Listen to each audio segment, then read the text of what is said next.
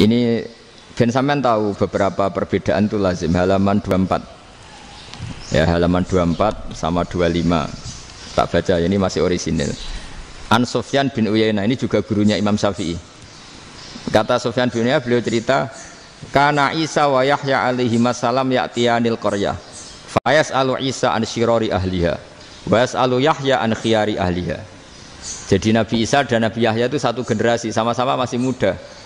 Kalau di satu kampung yang Nabi Yahya tanya, ini keluarga terbaik siapa? Saya mau nginap di situ karena kumpul orang baik itu nyaman. Kalau Nabi Isa kebalikan, keluarga terburuk mana ya? Saya tak di situ. Nah terus akhirnya faqala lahu Yahya, lima tanzilu ala syirarin nas. Kenapa kalau kamu bermalam kok malah kumpul orang-orang yang nakal? Innama ana tabibun udawil mardo. Saya ini nabi ibarat dokter. Di mana-mana dokter yang ngumpuli yang sakit, ngobati yang sakit. Makanya di NU itu ya banyak Kiai Jazab mengumpuli yang nakal-nakal. Nak tepak yang ngentas yang nakal, nak ra tepak ya katut. Ini adu nyali lah sudah gitu. Tapi itu ada ilmunya, yaitu niru Nabi siapa? Isa. Kalau kamu dokter penelitian itu cari daerah yang banyak pandemi apa yang bersih? Yang banyak pandemi, karena yang namanya penelitian ya di situ kan. Kalau kamu dakwah ngentas kemiskinan, ke daerah miskin apa daerah kaya? Nah sama, kalau ngentas kefasikan, ke daerah fasik apa daerah orang soleh? Fasik. Ya, tapi itu Nabi Isa. Nah kalau kamu tidak Nabi kan potensinya kan ngadut itu. Tapi setidaknya bahwa kita sering disalahkan karena punya beberapa tokoh yang ngancani fasik-fasik, itu sebenarnya ada dalilnya, yaitu Nabi siapa? Isa. Nah terus masalah tegas dan lunak. Ketika ada mahasiswa misalnya pacaran, boncengan lanang dan perempuan, itu pilihan kita apa? Kalau tegas, terus gak mau mendengar kita. Misalnya gini contoh gampang, tak beri contoh Pak D. Jangan orang tua, nanti secara fikih itu beda. Nah ini kan kita orang pesantren, nah, biasa ngaji fikih detail. Kamu Pak D seorang perempuan, mahasiswi misalnya, sering pacaran. Setiap ke situ sama pacarnya kamu diam saja. Padahal kamu dosen ya, dosen keislaman. Mesti pamanaan kamu nyimpulkan, ternyata pacaran itu tidak apa-apa. Buktinya Pak D itu tidak negur, menengah. Ini berarti as-sukut alal mungkar. Tapi kebalikannya, Pak D ini terkenal keras. Nak rono mesti radaku ponaan. Akhirnya yura rono. Mesti ngerti nak mesti diamuk. Nah, dua orang ini sama-sama gagal kan? Yang lunak menjadikan ponakannya pacaran terus karena enggak negur sehingga dikira membolehkan. Sing keras juga enggak sempat bina wong rono era wani. Akhirnya dua orang ini sama-sama enggak ketemu, sama-sama enggak berkesempatan membina kan? Gagal membina kan? Karena yang keras ponakannya enggak pernah situ, berarti enggak bisa bina kan? Yang lunak membiarkan berarti juga ada bina. Nah, Islam itu antara dua itu. Ya agak terlalu lunak, enggak terlalu keras. Karena kalau terlalu keras, misalnya ada kiai terlalu keras, lu masyarakat mau tanya itu gimana? Lari kan? Lu saya ini punya pengalaman pribadi. Saya ini kan kecelok orang alim. Itu kalau pernah ya saya itu berusaha ya pokoknya ya umumnya orang alim lah. Tenang, terus anteng, enggak gejlok-gejlokan. Itu enggak ada yang tanya. Saya mimpi ketemu beberapa ulama itu disalahkan. Terus umat saya kalau mau tanya itu ke siapa? Wong alim wis wibawa, meneng tambah banget wibawane. Bala Quran sering gojlok rektor macam-macam. Terus wong wanita kok, saya biasa ke pasar pandangan dicegot orang. Gus, putri saya itu sering keluar darah tapi melebihi batas haid gini-gini. Kalau badhe sowan jenengan, gak usah sowan ning kene mbek ngadeg-ngadegan. Terus tanya, yang haid berapa hari, Gus? Ya supaya rudat ilal adat sebelum dia punya penyakit istihadah itu berapa? 6 hari ya sudah, kembali 6 hari lainnya mustahadah, tetap sholat, tetap normal. Tapi kalau saya wibawa, moro pasar gue tasbih seduwilu. Iku mesti wong salaman njaluk donga yakin.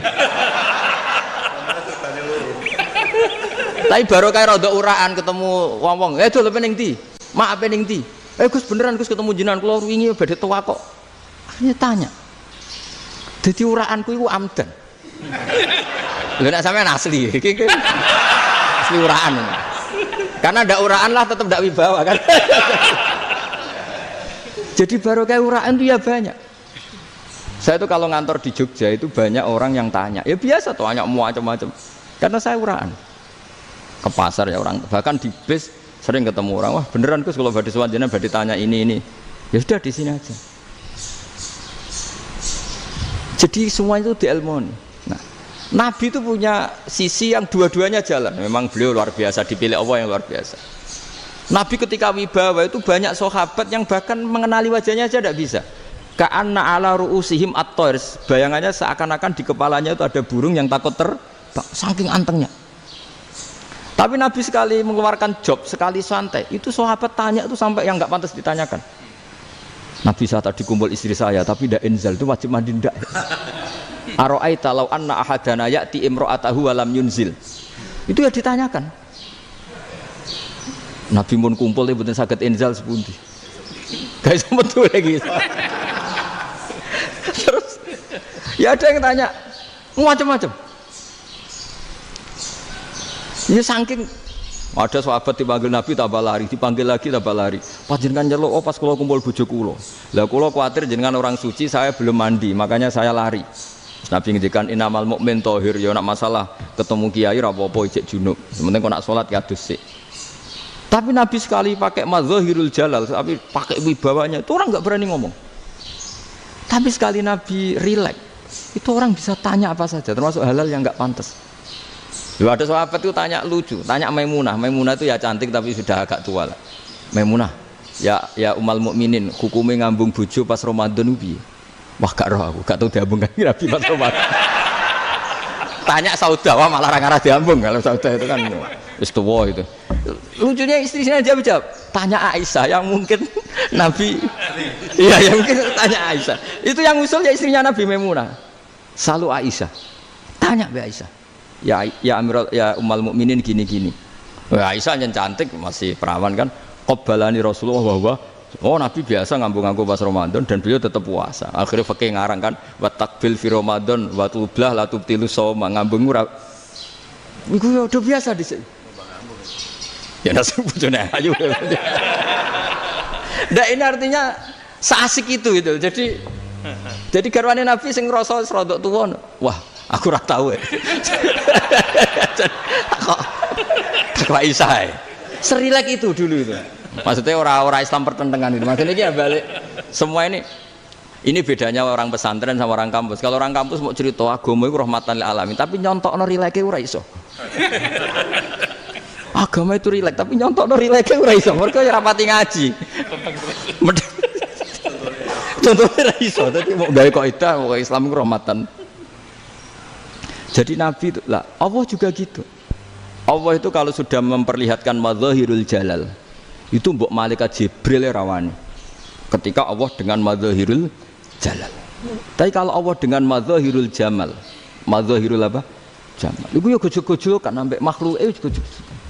Ya buli-bulian cara sakniki. Ya sampean delok ning hadis syafaat itu, akhiru man dakhalal jannah atau akhiru man kharaja minan nar, itu di beberapa judul. Ada seorang rojul yang ahli neraka ya, dintas mbek pangeran terus didudono swarga. Gusti, swarga sengiler tok wong wayu roh wis ngiler tok. Ngerjaluk Gusti mosok roh tok ora oleh mlebu.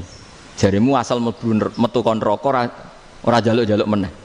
Sumpah lho ya, gak jaluk apa-apa meneh. Mboten Gusti. Sekali saya keluar dari neraka ndak akan minta apa-apa lagi. Wis. Wallahi, wallahi. La as'alu ghairaha.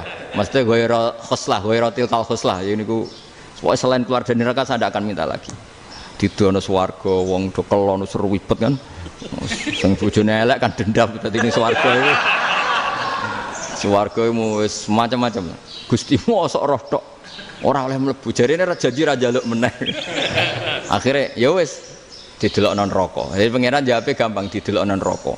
Roh neraka begitu menyakitkan, begitu ngeri. Sudah Gusti saya tidak minta surga, sementing nggak masuk neraka. Rabbana srif anna adzab jahannam. Setelah lama itu diadepno swarga njuk mlebu swarga, terus diadepno nang neraka. Akhirnya ya sudah. Saiki mlebu swarga gak apa-apa. Iku jawabe lucu. Atas taziu bijinan ngenyek kula. Wong karuan ra di swarga kok mlebu swarga. Terus akhirnya mlebu swarga, kan mlebu swarga tamanna, sangen-angen sembo jaluk apa? Orang ngangen-angen yang indah-indah, laka wa asratu amsal ya siku tak turuti wa asratu amsalih lan lipatan ke-10. Jawabe wong lanang ya lucu. Atas tazi ubi wa anta rabbul alamin. Jenengan pangeran kok ngenyekan. Maksudnya wis karuan aku ora pantes. Terus dari pangeran la astazi'u bika walakinni ala ma asya'u qadir. Aku gak ngenyek kowe, pancen aku pangeran. Nuruti kowe iku iso. Jadi Allah sendiri ketika dengan madzahirul jamal itu malaikat ya ono sing wani bantah. Masyhur itu kan malaikat sing bantah pangeran ataj alufiya mayufsidu fiya wasfikut. Karena Allah dengan madzahirul jamal. Yang paling masyhur Nabi Musa. Nabi Musa itu ketika Nabi Mi'raj. Nabi Mi'raj itu beliau kira-kira di langit keempat lah yang masyhur atau kelima. Ngelangkahi. Nabi Musa menangis, ya Rabbi ini apa-apaan? Orang sing ja'a ba'di kemudian melangkahi makom saya ini apa-apaan? Jadi Nabi Muhammad kan apapun hebatnya kan junior. Kok melangkahi makom saya ini apa-apaan? Enggak fair. Sampai Nabi Muhammad itu tanya gini sama Jibril. Reaksi Allah gimana ketika melihat Musa seperti itu? Jawab malaikat Jibril lucu. Ya roh hiddatahu. Allah sapal gayane Musa. Biar. Jadi lucu. Ya dibiarin aja sama Allah. Tapi yang jenenge Nabi Musa itu kekasihnya Allah. Tetap berkah bagi kita. Betul. Ketika setelah Mi'raj diwajibkan sholat 50. Gentenan Nabi Musa kelihatan nabinya. Sebenarnya Nabi Musa itu sebetulnya loh, gak nguntungkan kita sebetulnya. Tapi yang nguntungkan, sebenarnya tidak niat nguntungkan kita, tapi nguntungkan. Nabi Ibrahim kan di langit ke-6, keren lah. Konti jong ketemu Allah ngeten-ngeten kan sholat 50. Karena Nabi Ibrahim terkenal Nabi baik, tidak bantah.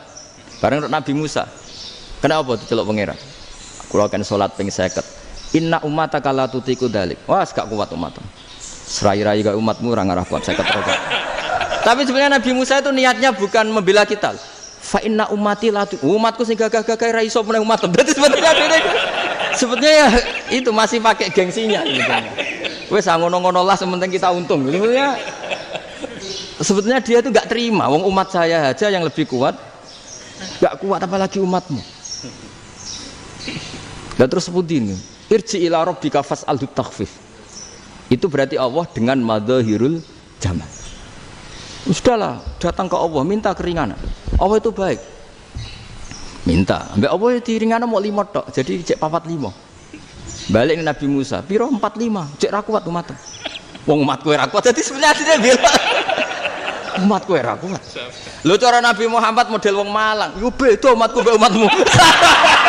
Ribet kan? Beda. Lho Nabi Muhammad kan enggak seperti itu kan? Enggak punya akhlak Malang kan, akhlak. Maksudnya akhlaknya mujur itu loh, akhlak yang baik gitu loh. Ya akhlak yang mujur, bukan yang Malang gitu. Jadi Nabi ya manut. Tinggal 40 kan, dikurangi lagi 35 sampai 9 kali kan, masyhur itu. Ya kan kalau dikurangi 55 kan berarti turun naik kan 9 kali. Itu setelah 5 itu Nabi Musa aja usul, masih ragu. Itu cara Nabi munggah nentek. Ini entek ya. Terus iya doa tuntas betul.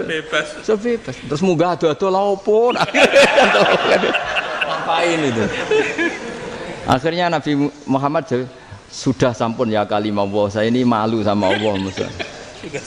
Sudah 9 kali dan diturutin terus. Jadi Allah kalau dengan madzahirul jamal itu Nabi Musa biasa nego sama Allah. Tapi ketika Allah dengan madzahirul jalal itu Nabi Musa enggak berani. Yaitu di hadisus syafa'ah. Hadisus syafa'ah ketika manusia datang ke Nabi Adam, ya'tuna Adam. Ya Adam anta abul basar ngene isfa'li lana inda rabbik. Kamu saya minta mensafaati kita. Nabi Musa, Nabi Adam inna rabbi qad ghadibal yawma ghadaban lam yaghdab qablahu mislah wa la yaghdab ba'dahu mislah. Ini Allah sedang murka besar dan tidak akan murka seperti ini lagi. Sudah saya tidak berani, nafsi. Nabi Ibrahim enggak, termasuk Nabi Musa ketika itu ya enggak berani. Karena Allah dengan madzahirul jalal. Itu Nabi Musa enggak berani. Sudah saya sendiri itu pernah salah. Yaitu saya membunuh seseorang yang enggak disuruh oleh Allah membunuh itu. Yang pas jotosi orang Kipti. Akhirnya datang ke Nabi Muhammad. Pas ke Nabi Muhammad Allah dengan madzahirul jamal. Dengan madzahirul jamal sampai Kanjeng Nabi ngendikan analah saya akan memintakan syafaat kalian. Terus fa ahmadu rabbi bima hamida allamaniha rabbi. Saya muji Allah dengan pujian-pujian yang orang lain tidak tahu, hanya saya yang diajari, kata Rasulullah. Nah di sini menurut banyak ulama, termasuk kitab yang saya baca, kenapa Muhammad sebagian namanya Ahmadu? Itu dari af'al tafdil, fa Muhammadun Ahmadu min ghairihi. Muhammad Rasulullah itu kalau muji Allah di atas cara mujinya Nabi yang lain. Jadi Ahmadu bukan dari fi'il mudhari' lil mutakallim, tapi dari af'al apa? Tafdil. Fa Muhammadun Ahmadu min ghairihi. Bahwa Kanjeng Nabi Muhammad sallallahu alaihi wasallam itu cara mujinya Allah di atas pujian para nabi. Makanya di sini Sayyid Ali Zainal Abidin kalau muji hamdal hamidin wa fauqa hamdil hamidin. Jadi pujian saya ini di atas rata-rata cara mereka apa? Memuji. Yaitu sirinya apa? Nabi itu tahu bahwa akhirat itu tidak bisa batasi Allah. Kamu tidak bisa nyemprit Allah. Allah, ini akhirat loh. Amal sudah tidak manfaat. Ingat itu. Tidak bisa seperti itu. Allah itu nggak bisa tunduk sama konstitusi yang bernama akhirat. Artinya Allah meskipun di akhirat tetap duwe hak yaf'alu ma yasa atau yaf'alu ma yurid. Nggak bisa kamu terus wah ini akhirat, amal ra iso dikirim wong mati, amal ra iso dikirim. Ya pangeran kok mbok atur. Kalau kita yang mengirimkan nggak bisa, tapi kalau Allah tetap bisa. Makanya ada kiai mengatakan kodok qadar ora iso dirubah, itu kamu. Makanya ada seorang kiai ditanya, kodok qadar ora iso dirubah sekali dicatat selesai. Jari kiai tadi, tapi nak Allah iso. Dalile apa ya yamhuwa ma yasha wa yusbit. Nak Allah ya iso, sing ra iso kan kita. Nah, Nabi itu tahu betul meskipun akhirat itu Allah masih bisa dinego saking baiknya. Akhirnya Nabi sujud, masyhur itu terus, ya Muhammad irfa' ra'sak wasal tuqa wasatu safa. Semat sirahmu angkat, kujo apa tak turuti. Terus semenjak itu Nabi minta apa? Syafa.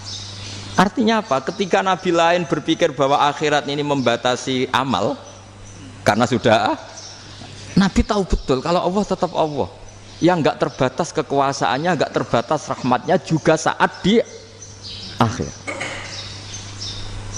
Makanya disebut fa Muhammadun Ahmadu min ghairihi. Makanya wa mubasysyiran bi rasuli ya'ti mim ba'di ismuhu Ahmad. Jadi makanya terus banyak GNO sing macam-macam lah. Ono sing potongane wedi terus hati-hati. Niku berarti makome Madzahirul Jalal. Ono sing amen guyon nek makome Madzahirul Jamal. Ono sing ra jelas ngene iki, sing ra jelas. Nak guyu buanter kok nak nangis yo buanter. Jebule urusan utang. Lah ini sudah yang udah. Jadi makanya yang rileks saja. Sebenarnya agama ini santai, rileks karena agama ini harus bifarohin wasururin. Enggak boleh agama ini dibawa dengan kekerasan, dengan antisosial. Karena agama ini harus kul bi fadlillah bi rahmati fa bidzalika falyafrahu, harus senang, harus rileks. Makanya saya jadi kiai itu senang takutnya gini. Sekali saya tidak senang jadi presiden buruk. Ternyata jadi wong alim ra enak, itu contohnya. Sampean merengut terus uripe susah, nanti orang tidak berani jadi orang alim. Makanya saya buktikan bahwa saya lebih bahagia dibanding rektor. Nanti orang yang jadi rektor semua ingin jadi orang alim. Saya pernah ketemu sekian rektor di Jogja, tanya, Gus, kenapa jenengan bela-belain pesantren sampai segitu? Kan keren kampus NU, sekarang ada Unisma, ada NU Jogja, ada NU Jepara gini. Terus tak bilangin gini, sampai rektornya itu istighfar. Kan? Saya bilangin gini, ini sekaligus tak kasih tahu ini rektor Unisma ini. Tak bilangin gini, andai kan tidak ada kiai kayak saya itu Islam bisa tutup. Kok bisa Gus? Misalnya ada perempuan haid faqal adat. Itu kalau untuk tahu hukumnya haid daftar dulu ke Unisma. Daftar dulu kan? Setelah daftar nunggu pelajaran haid. Baru tahu haid setelah 3 tahun dari masalahnya gitu. Tapi baru kayak kiai ketemu saya di jalan, Gus anak kula nu haid ngeten-ngeten mboten normal hukumnya piye? Oh hukumnya ngene dibalekno ning adat. Ora usah registrasi, ora usah daftar. Jadi ya harus ada istighfarnya lah. Unisma juga harus istighfar, semuanya harus istighfar. Karena ada sisi yang nggak mewakili kebutuhan Islam. Tapi saya sebagai kiai juga istighfar. Karena fakta hukum mengatakan yang boleh jadi KUA yang jabat, yang boleh kemenak yang punya gelar. Dan ini yang mengawal Islam secara undang-undang karena mereka yang bikin. Nah karena kiai tidak punya gelar tidak bisa jabat di situ. Saya juga istighfar. Jadi tidak sampai untuk yang istighfar. Karena yang kebutuhan ini terwakili yang punya gelar. Tapi yang punya gelar juga harus istighfar tadi. Mosok kepen roh hukum khed dengan ini kuliah sih.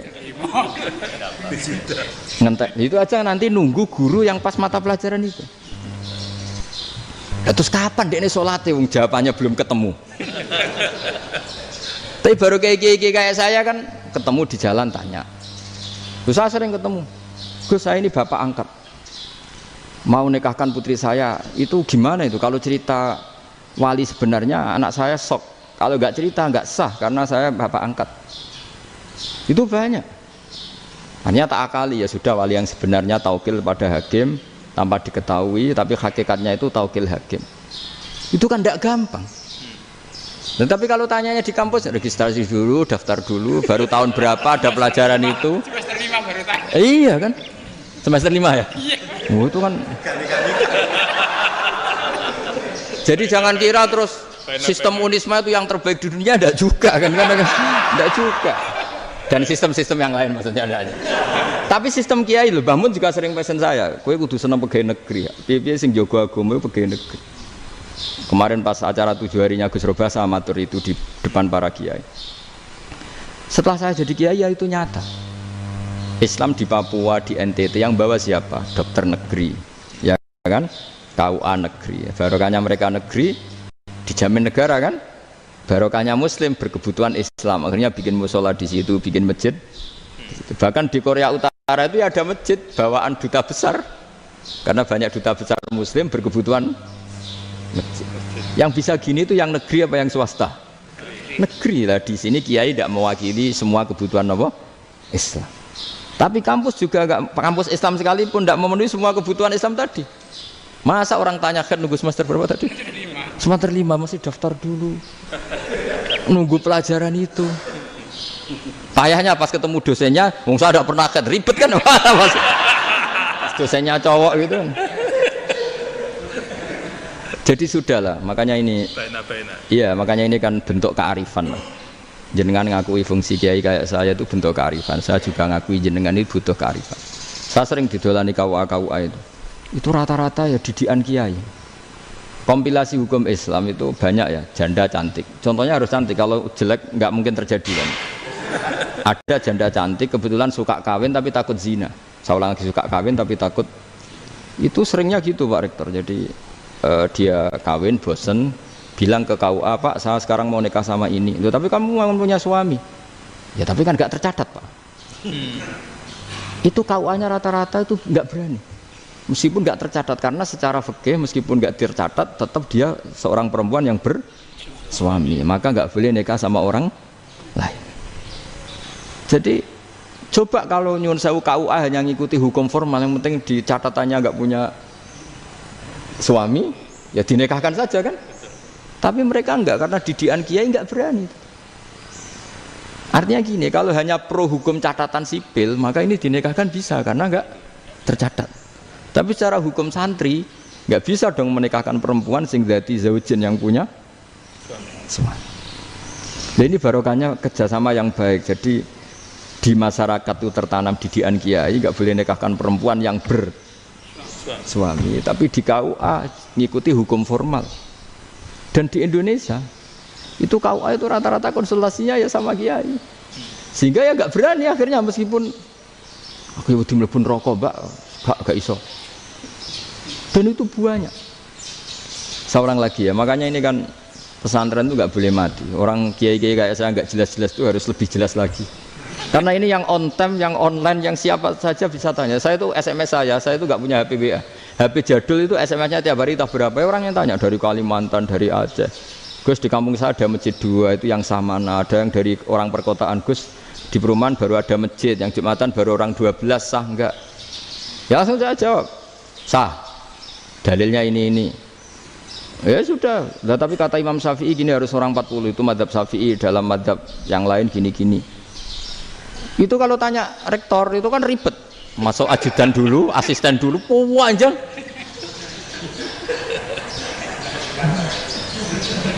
Wah itu kan ribet kan?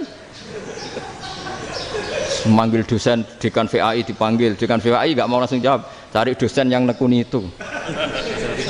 Usul fikih, saya nekuni itu baru seminar, nunggu dulu mbak, ini orangnya baru Panjang kan? Bisa tutup Islam kalau kesuwen.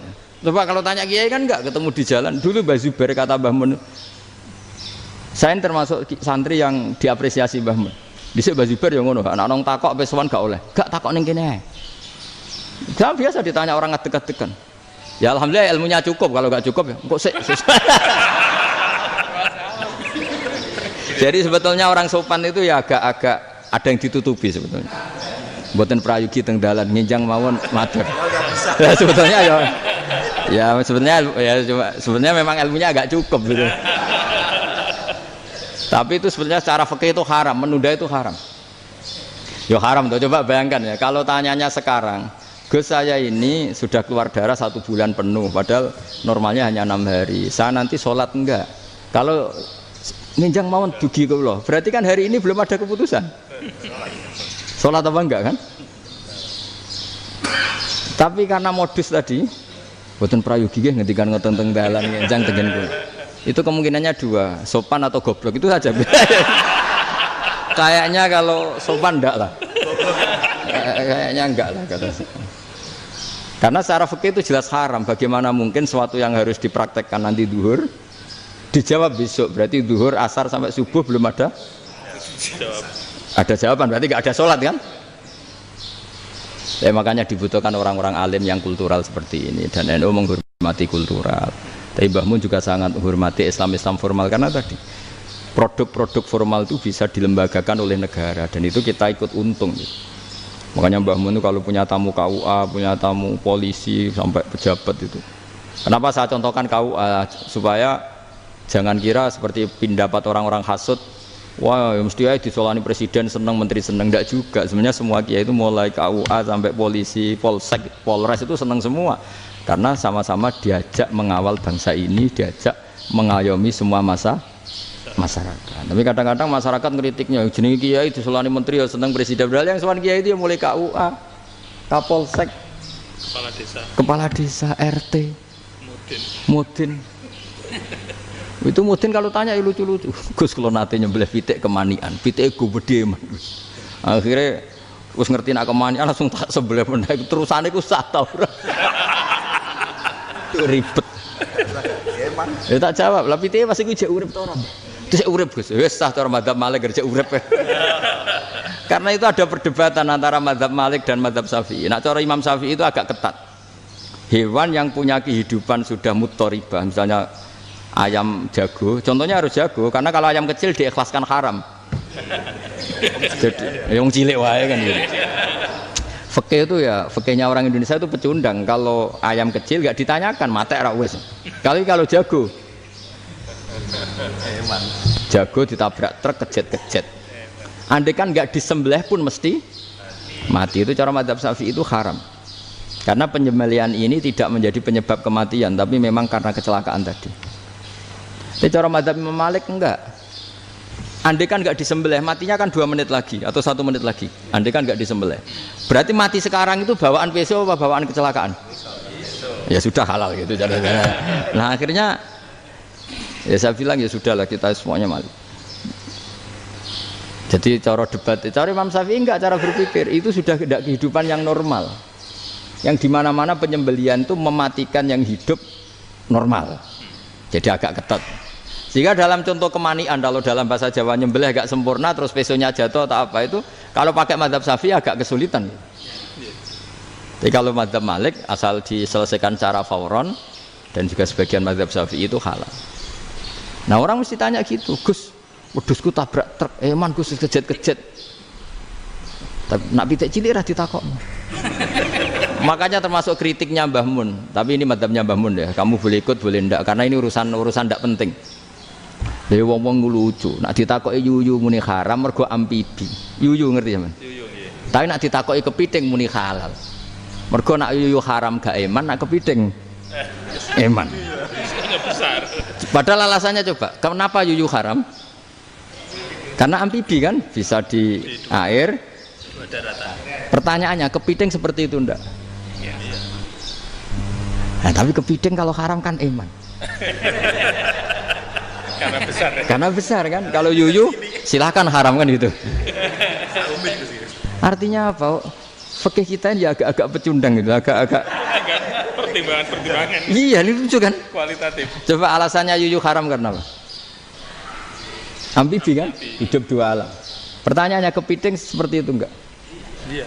Iya, kenapa kalau orang tanya, yuyu haram apa halal? Rata-rata jawab haram. Tapi kalau kepiting mulai khilaf. Loh mestinya kan sama kan? Nah itu Karena unsur imannya. Iya tadi. Saya juga sering melihat tonggo-tonggo itu. Ayam cuwilik sakmene ketabrak truk, enggak ada yang tanya. Jago. Tapi saya pernah jalan-jalan di Naruan sini. Ono jago ketabrak, sing duwe langsung marani kula. Pas saya naik motor, Gus ini halal apa haram? Nak langsung kula sebelah halal apa haram? Gus kanggo kowe halal ya halal. Karena saya tahu tak jawab haram mesti kecewa itu. Aduh. Ini kiai ini beratnya kan. Ya akhirnya ya saya setelah itu Fatihah Imam Syafi'i ngapunten nih umat kula nu rahasia mangke madzhab jenengan tuh ndak siap. Untuk madzhab ini ndak sama. Iya kan akhirnya pakai madzhabnya Imam Malik tadi.